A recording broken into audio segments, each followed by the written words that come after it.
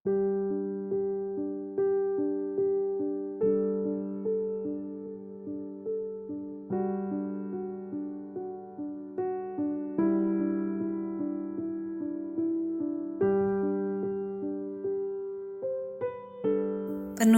Saat Teduh Gereja Kristen Jakarta, Rabu 22 Oktober 2025 dengan tema Belas Kasihan Seperti Yesus.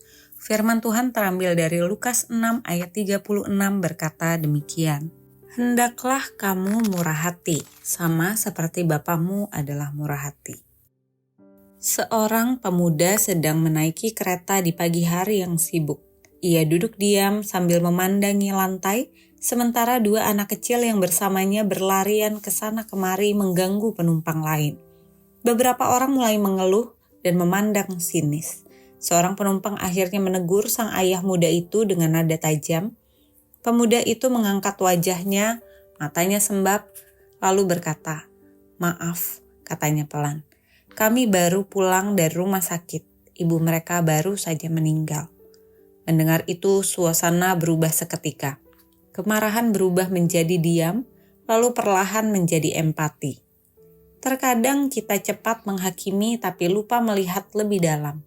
Belas kasihan membutuhkan hati yang mampu berhenti sejenak dan mencoba mengerti. Yesus mengajarkan kita untuk hidup dengan belas kasihan bukan hanya karena itu baik, tetapi karena itu adalah bagian dari identitas baru kita di dalam Dia. Belas kasihan bukanlah sekedar emosi, tetapi tindakan aktif yang lahir dari hati yang mengenal kasih Allah. Dalam Lukas 6, Yesus mengajar murid-muridnya untuk mencintai musuh, memberkati yang mengutuk, dan tidak menghakimi. Semua ini hanya mungkin jika kita hidup dalam identitas baru menjadi anak-anak Allah yang mencerminkan sifat Bapa. Yesus sendiri menjadi teladan utama dalam menunjukkan belas kasihan. Ketika ia melihat orang banyak, ia tergerak oleh belas kasihan karena mereka seperti domba yang tidak bergembala. Belas kasihnya tidak tergantung pada kelayakan orang, melainkan pada hatinya yang penuh kasih dan kerelaan untuk merendahkan diri. Sebagai orang percaya, membangun identitas di dalam Kristus berarti belajar mengasihi seperti Dia mengasihi. Ini mencakup memberi maaf, memahami orang lain, dan tidak cepat menghakimi. Dunia mungkin memandang belas kasihan sebagai kelemahan, tetapi bagi kita itu adalah kekuatan, karena kita mencerminkan hati Allah. Semakin kita hidup dalam Kristus, semakin belas kasihan menjadi respon alami kita.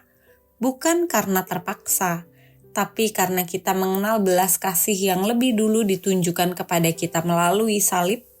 Belas kasihan adalah bagian dari identitas baru kita di dalam Kristus. Ketika kita hidup dalam kasih dan pengampunan Allah, kita dipanggil untuk meneruskannya kepada sesama. Dengan menjadi pribadi yang murah hati seperti Bapa, kita menunjukkan kepada dunia siapa Kristus yang hidup di dalam kita. Belas kasihan tidak menunggu alasan. Ia mengalir dari hati yang telah disentuh oleh kasih Kristus.